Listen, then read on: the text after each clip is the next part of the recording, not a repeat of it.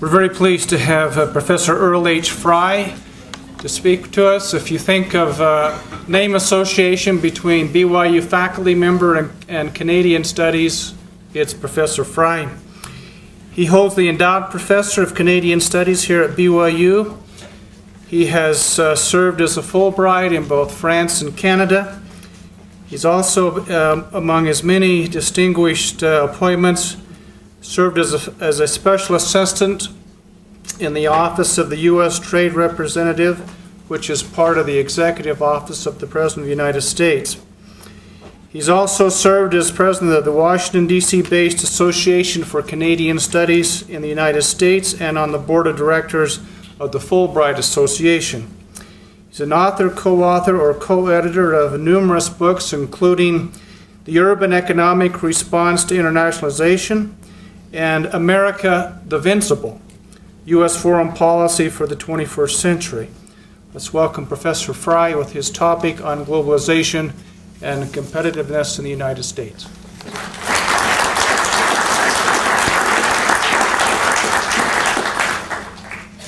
Thank you very much for that kind introduction from someone who used to be in my state presidency, and appreciated his leadership. I do remember the adage about how much the mind and the derriere can endure, and I'm the last one that you have today, so let's really get into it, and I hope I can keep your interest. Basically, we from the United States, what can we do in the world today, representing about 4.5% of the world's population? 4.5%, what can we do as members of the church, representing about 0.2% of the world's population?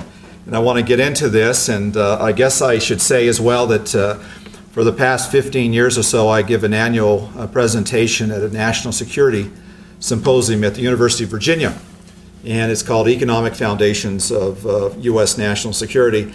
And I must admit that probably at this time, more than at any time over the 15 years, I'm much more circumspect about what the U.S. will do in the future and more worried about some of the challenges that we face. So let's get into it.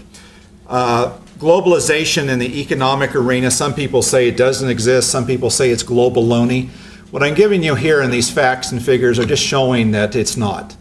It does exist. International trade, I give you some figures there. Trade is an international investment growing much more rapidly than the growth of individual economies. So what's happening among nations is growing more rapidly than within nations. Also, we have a tremendous role being played by transnational corporations, also known as multinational corporations. And they're the major purveyors of both of trade and also investment activity around the world. Foreign direct investment, which gives a company in one country a controlling interest in a company in another country, surpassed $1 trillion annually prior to 9/11, is now getting back to that same pace again, and most of it is in the form of what we call mergers and acquisitions, not in terms of setting up a new, what we call greenfield investment, such as building a Toyota plant in Kentucky. Most of it is taking over existing companies. International portfolio investment is also at record levels. I would dare say that almost everyone in this room is an international investor. If you have a mutual fund, if you have a pension fund, almost invariably some of that money will be in international stocks or in a variety of other international activities. International tourism is at record levels. Notice in 2005 the number of visitors, international visitors, and how much they spend in 2004. And this is very big for many of our cities in the United States. The closest to us would be Las Vegas, and how much the international visitor does contribute to the overall income of the city and of the state. And notice also currency transactions are now about $2 trillion per day. That's per day. And only a relatively small percentage of that is needed for trade and investment activity. A lot of it is speculative. $2 trillion per day. And other signs of globalization, cross-border movement of people other than just tourism is at record levels. For example, migration now is at record levels, and indeed is twice the level of just 25 years ago, as people move permanently from one nation to another nation. We're into an international system of production, basically start off with 8 hours in Asia and the Pacific, move on to 8 hours in Europe and in Africa, and finish up with 8 hours in the Americas, and then we just begin that process over again. We will soon have a 24-hour stock market as well. You can almost trade at any time, and it will be much easier for Americans, for example, to trade on foreign exchanges in the future, not having to do so in what we call ADRs, actually to buy direct stock. And so we're moving to a 24-hour stock market. McKinsey & Associates a few years ago predicted that, or estimated about 1/5 of annual world output was open to global competition, what we might call globalization. They think perhaps in 30 years it will be 4/5. If that is the case, then we're only at the beginning of globalization. You know, we're sort of on the 20-yard line. And we have a lot more that can be done in terms of solidifying globalization in the world today.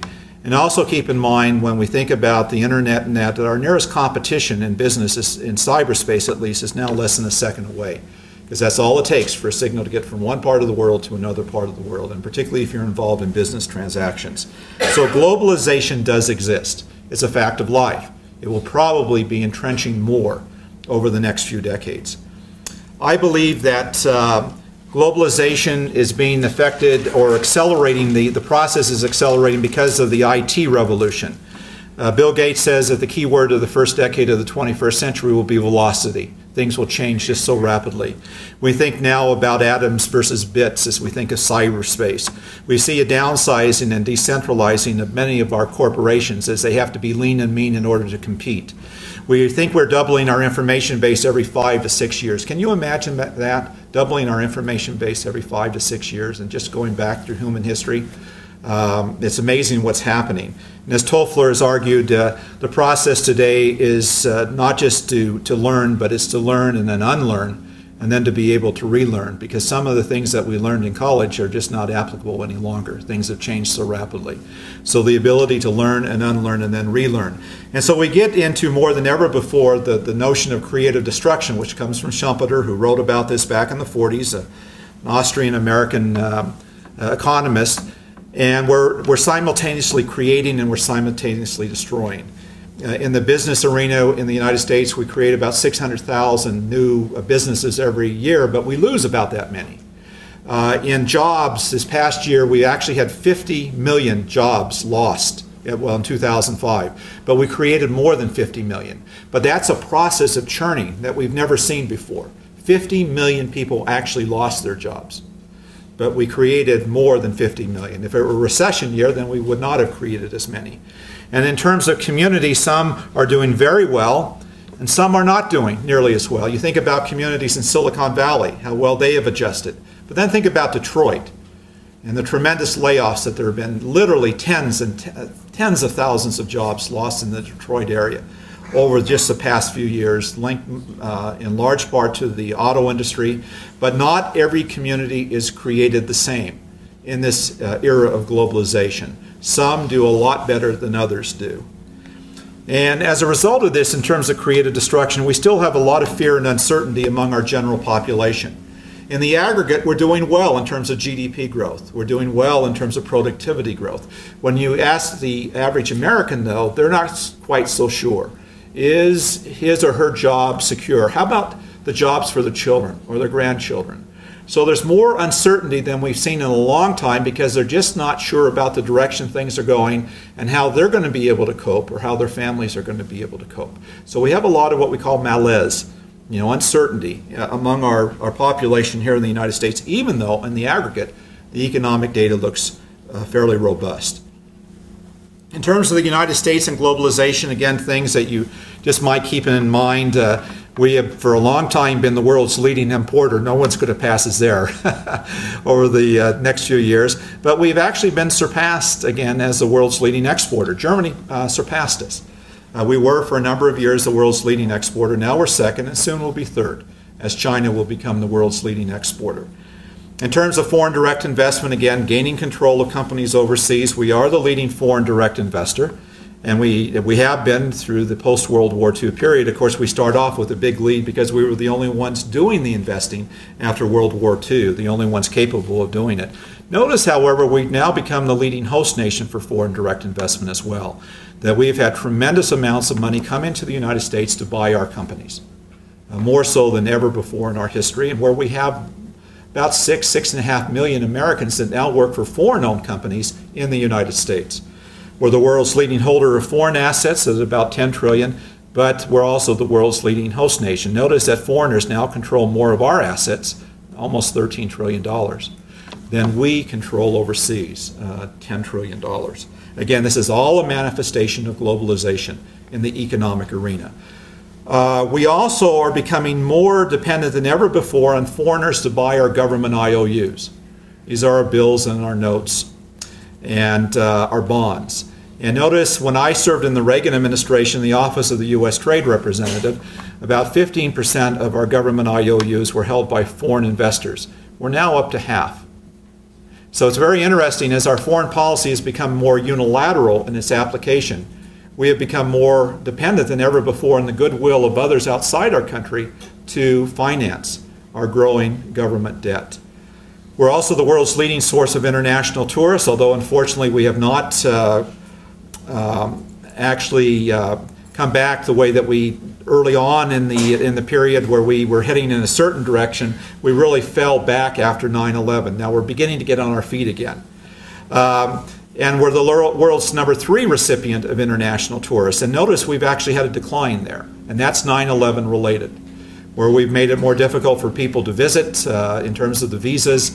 Sometimes some people think that we've taken off the welcome mat. We're beginning to recover now, partially because the U.S. dollar is down in value against a lot of other currencies, so it's a relatively cheap vacation to come here.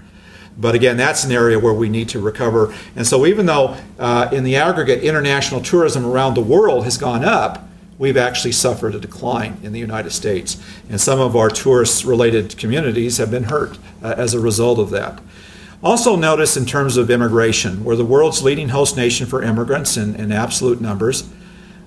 We have over 1 million documented and undocumented people coming into our country every year. And it's interesting that we have some estimates that during the 1990s, which was the decade of the largest growth in American population in history, that perhaps 70% of that growth was due to immigration during the 1990s and the children that those immigrants had during the 1990s. So if anything, we're almost more of an immigrant nation than we've ever been. And more so than any other nation around the world. So these are all, again, manifestations of globalization.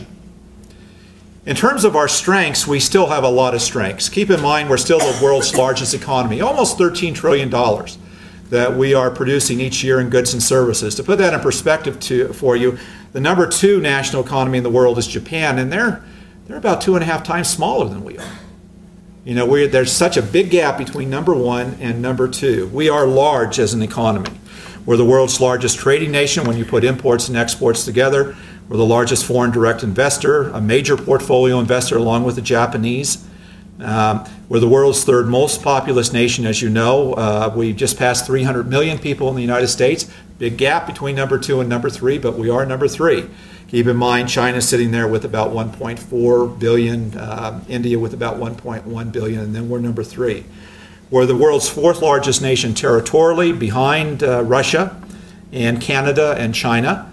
But that's a little bit deceptive because in the case particularly of Russia and Canada, they have a lot of their territory which is subject to permafrost. For example, Canada, half of Canada is subject to permafrost, which means permanently frozen ground.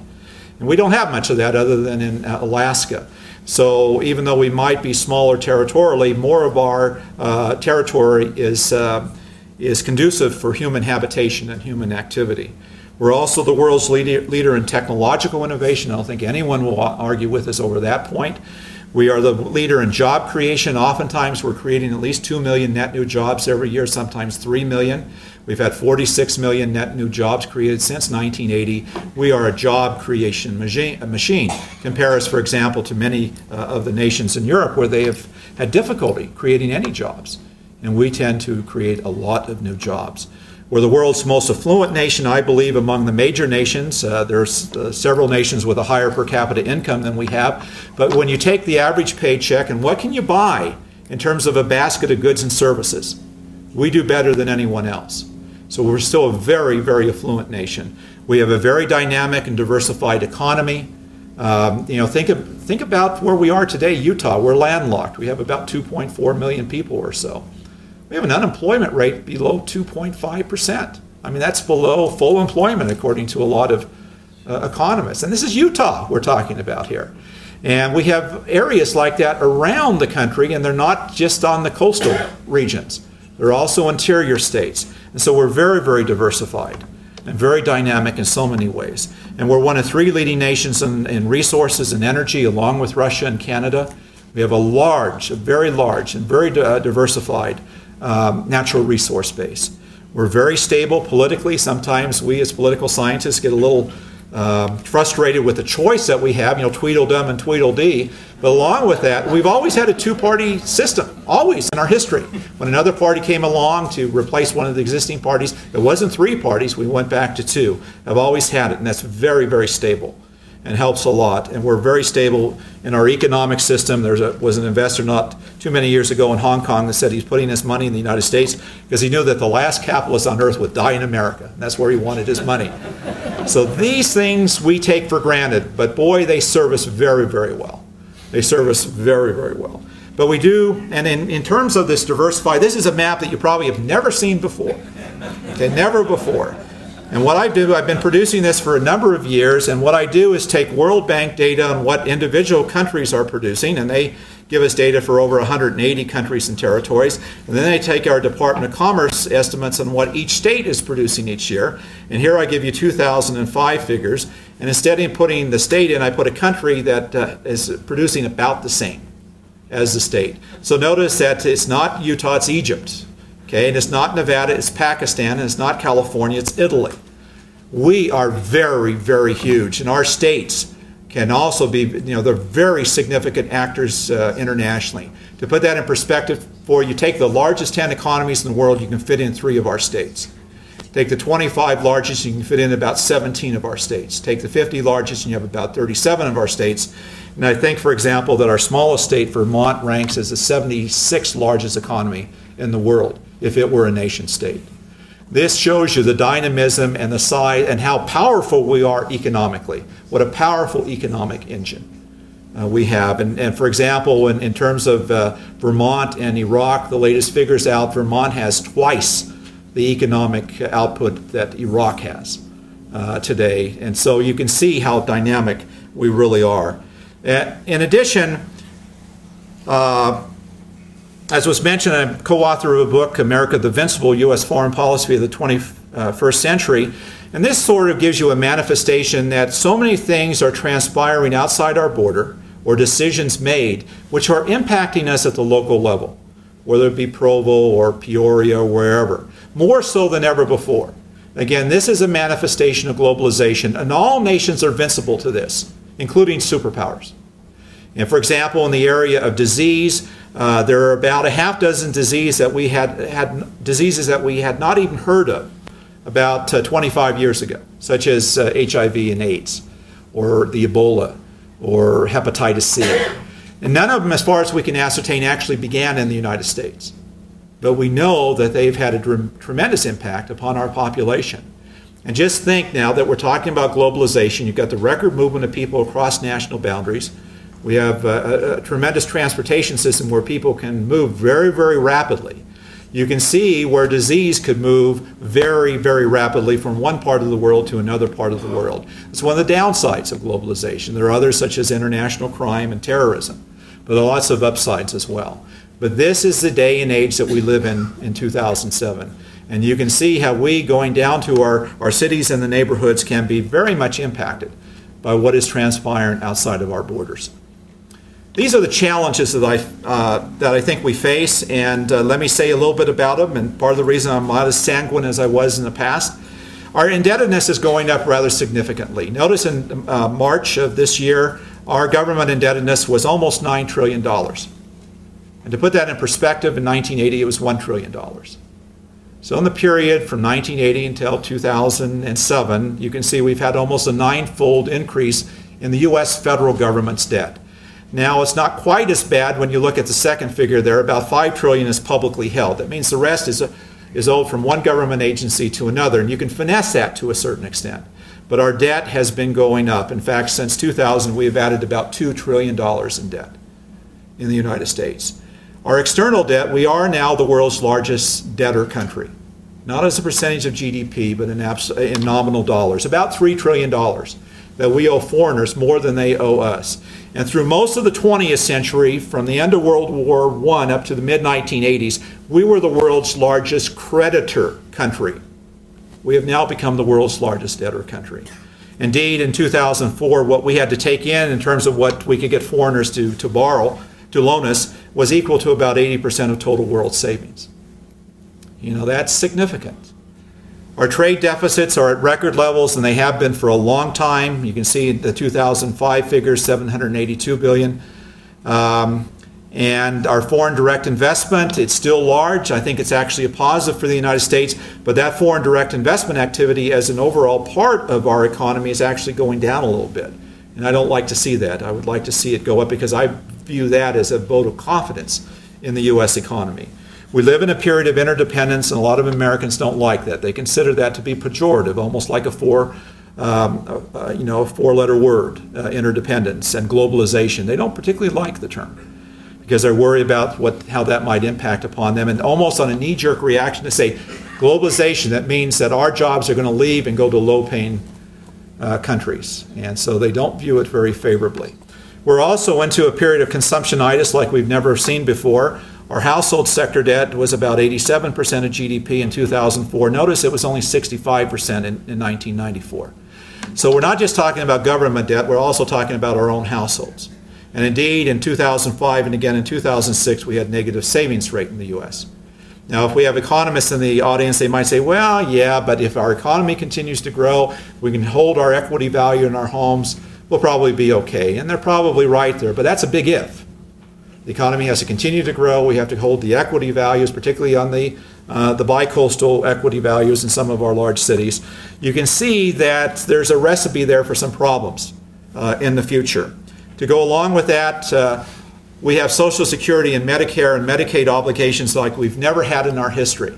I think I can handle the Social Security. I think I could finesse that in terms of raising the retirement age, cutting back on some of the benefits to means testing and stuff like that. Medicare and Medicaid, I can't get a handle on that under current conditions. It is a runaway train, and we're going to pay a price for what we're now doing. Healthcare now is over 16% of our GDP, but we have 1 in 3 Americans who go without any insurance for some part of a 2-year period. By the way, the next in the world in terms of the advanced industrial societies, what are they spending on healthcare? 12% at the greatest. Some are down in single digits, and they cover all of their people. We have 47 million without any health insurance at all. So we're spending far more than anyone in the world as a percentage of GDP. We're not covering all of our people. Everyone else in the advanced industrial world spends less than we do. They cover all other people. And our costs are going to continue to go up because, believe it or not, we're getting older. And you can see we have a runaway train there in terms of our Medicare and Medicaid obligations. We need development of human capital. As I said, we're one of the 3 richest nations in terms of natural resources, but the most important natural resource in the 21st century is the human resource. And there are areas there where we're not doing as well as some other countries, particularly in K through 12, in public education, in big cities, we are falling behind. And in an era of the information age and brain power, this is not the area where you want to be falling behind. But we do have some problems in terms of the development of our human capital. The distribution of wealth and income, I wanted to put that down. 2004, the top 1% of households controlled 34% of the private wealth in the United States, and that was more than the bottom 90% combined. Top 10% controlled 71% of assets. So what we are seeing is a growing concentration of wealth in American society. Now, in terms of income, it's not quite as bad. We just got the 2005 figures out. The concentration of income, the top 1%, the top 10%, is the greatest it's been since 1928 in both categories. Now, again, if you're an economist, you're sitting out there and say, well, as long as the pie continues to grow, we won't worry about that as much. But as a political scientist, I can see the signs of political unrest with this. A greater and greater concentration of wealth and income into the hands of relatively few people, but people can still vote. So I could see down the line where we might have a populist backlash to that. And I'm not sure if that would be good or not. But I can see the signs on the wall in terms of some significant difficulties down the line. In terms of the corporate myopia, just briefly, so many of our public corporations have to be channeled towards the quarterly profit statement. And if they don't make the profit, their stock value goes down. They're beholden to their shareholders. We need much more long-range planning where you can basically say we may take a loss for a few quarters, but because we're putting it into R&D and we're going to come out with this great product, down the line our profits are actually going to surge. We can't do that to the extent that we should be doing it in our corporations because of the concentration on that quarterly statement and making sure the profits continue to go up, even if it may be at the expense of long-term R&D. In terms of litigiousness, we're the most litigious society in the world. In terms of, as we have problems, we try to take them to the courtroom, or we have out-of-court settlements, and that does have an impact upon our competitiveness and particularly on innovation. Lastly, in terms, I put Beltway antics. I've lived a long time in Washington. We have a great program in Washington. BYU does the Washington Seminar Program. We have our own building now, a tremendous building not far from the White House. And we're taking 40, 46 students back every term, and they're getting to know how we make the sausage back there. And the thing is that what I worry about is too often we may not have Republicans, we may not have Democrats, we have the incumbency party where you're really focused on being reelected. And sometimes that means you don't take the hard decisions that need to be taken in order to plan well for the future. And we do need some reform, I believe, because too often there's too much catering to the special interests at the expense of the general interest. When Ronald Reagan was president, we had the last major changes in our tax code, 1 to 3 major tax levels. Since that time, Congress has literally added thousands of amendments. We have a tax code now which is over 1 million words long, and almost all of those added things put in by the members of Congress have helped special interests. Not the general interests, but the special interests. We've got to get away from that. Because we pay too high of a price in terms of pork barrel politics and also in terms of how do we plan for the future, because we have some major challenges ahead of us. Just to show you, this comes from our General Accountability Office. This is a U.S. government office. It runs out of the U.S. Congress. It shows our explicit liabilities. Notice that since 2000, in terms of explicit, we added about $4 trillion in liabilities. These are not billions I'm talking about here. I'm talking about trillions. And notice in terms of the implicit exposure, particularly in terms of the health care, as well as Social Security, that we have added implicit exposure since 2000 of about $25 trillion. That's just since 2000. So basically notice the total there. In 2000, about $20 trillion in fiscal exposures up to, at the end of 2006, $50 trillion. Again, to put that in perspective for you, again, this is from our own government. See, the government keeps 2 sets of books. One is what they tell you the budget deficit is. The other was the Treasury, which they show, in generally acceptable accounting principles, this is what the deficit actually is. And almost invariably, our true deficit is much larger than we're getting from Washington. So this, again, from the Government Accountability Office shows that our total major fiscal exposure over the next few decades is over $50 trillion. Our total household debt, our net worth today is about $53 trillion. That's all the households in the United States. What are they worth? And you can see it's pretty close, 95% in fact. And indeed, our burden per household, looking over the next few decades, will be over $440,000 per household. We've got to get a handle on this. Now, persistent economic growth will help a lot. If we could actually balance the budget, that would help a lot. But that's just not in the cards for the foreseeable future. These are things that we're going to have to deal with. Okay, I'm almost done, and then we'll take your questions. This is something that people don't like to see, but I put it down anyway. This is 2040. I'm of the persuasion that maybe by 2040 we may no longer be talking about superpowers in the world. That we'll have a group of nations which will be fairly closely grouped, or groups of nations such as the European Union. And so what I'm talking about there is there's only one superpower in the world today, and in 2040 I'm talking about the end of the superpower era.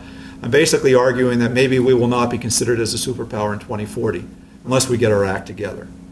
And indeed, we may be then talking about the true end of the American century, which Mr. Luce talked about back in the early 1940s, as this was indeed the 20th century was the American century.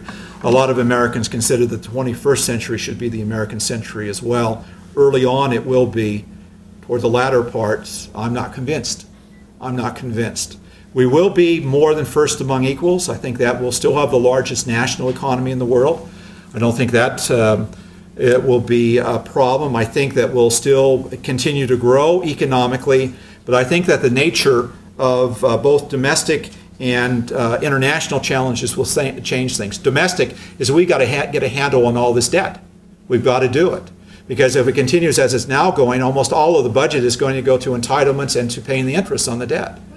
And if we're going to be able to sustain that and also have a national security policy, remember we spend half of what the world now spends on defense, the United States alone, about 48.5%. How are we going to do that? We just can't do it. It just doesn't work out unless we have a tremendous increase in taxes during a time demographically when we're going to have moved from about 40 workers per retiree when Social Security was put in effect in 1935 to having a little more than 2 workers per retiree.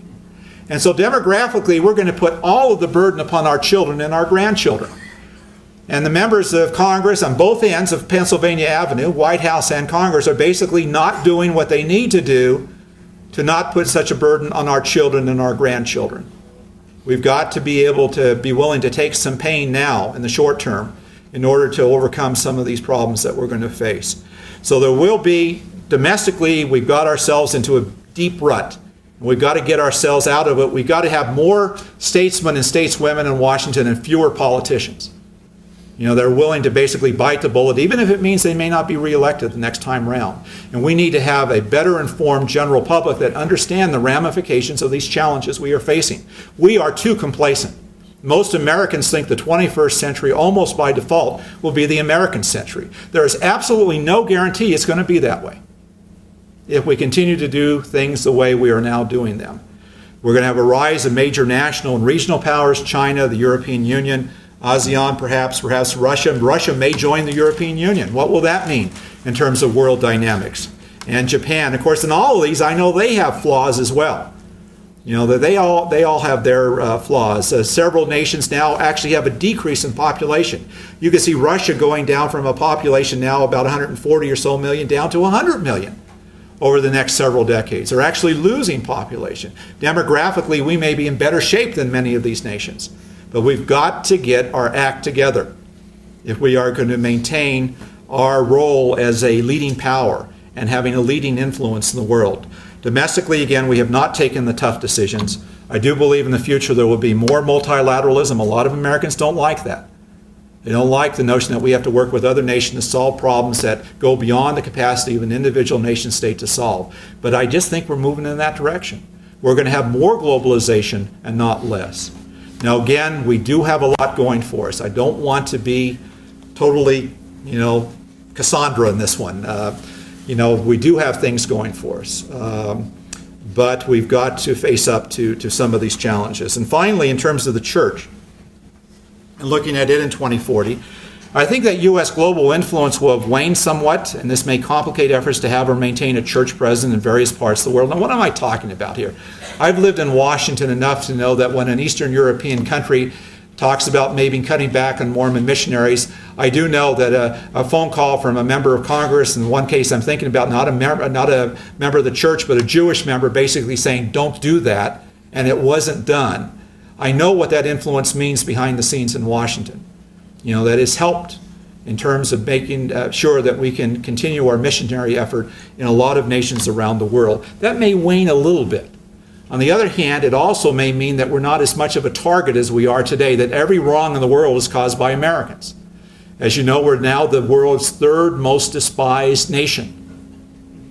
According to the latest BBC poll, we're behind Iran and Israel. We're number 3 as the most despised nation. We have a target on our backs. If you travel in Europe, you got a backpack, put a maple leaf on your backpack. Don't put a U.S. flag, because you're going to be a target. So maybe we'll have a little bit less of that as as the other nations begin to catch up with us. The non-U.S. portion of church membership will continue to grow. As you know, when I was when I was born, the majority of all the members of the church were in Utah. Now we all know that a majority of all members are outside the United States. That will continue in the future. But most financial resources will still be derived from North American sources, I believe. Leadership at the general level will be less North American, as would be expected of a universal religion. In fact, I don't think it will be that many years when in the big conference centers, thinking about conference this past weekend, you'll probably have screens on the two sides, and you'll have general authorities actually presenting their messages in their own home languages. And we will see the translation to the side as the general authority mixture becomes much more international in its makeup. I think that we'll need more multilingual members within the United States, a greater awareness and appreciation for what is transpiring internationally. I think we'll need this more than ever before, both in terms of our church, in our impact worldwide, as well as our country. And the thing that may be a positive is that recently 1/3 of humanity has joined the global market system in the case of China and India. They finally come out and they're part of the international market system, and more Indians and Chinese will be integrated into this international market system where we as Americans have a lot of advantages. And I think that over time it will lead to a greater church presence in China and in India and other rapidly developing nations of the world. So in conclusion, you can see there's some things I'm worried about, and again, I've been doing this on a yearly basis for more years than I want to count, looking at the U.S. Presence in the world, and particularly our competitiveness. There are still many things that we have going in our favor. I just hosted this morning the former finance minister from the province of Alberta, and with their oil sands, they have reserves now that are second in the world to Saudi Arabia in terms of oil that can be extracted, proven oil reserves. If we can do the same thing in Utah and Wyoming and Colorado with our oil shale, which is rock, it's more difficult, but we will move up to have among the largest oil reserves in the entire world if we can get the technology to work. So there's lots of good things there in terms of further innovation, that will move us in the right direction. But we do have to get our fiscal house in order. We've got to get our federal government living within its means and not continue to grow and grow the debt to the point where eventually we're going to have to pay it off, and more of the burden will be on our younger people, who will represent a smaller percentage of the overall population, because baby boomers such as I will be sitting in our rocking chairs and taking advantage of retirement. These are things we've got to begin to solve these problems now, and it will have an impact upon our influence as church members, the influence of the church worldwide. Some things will be very good, others will be challenges that we'll face in the foreseeable future. Thank you very much.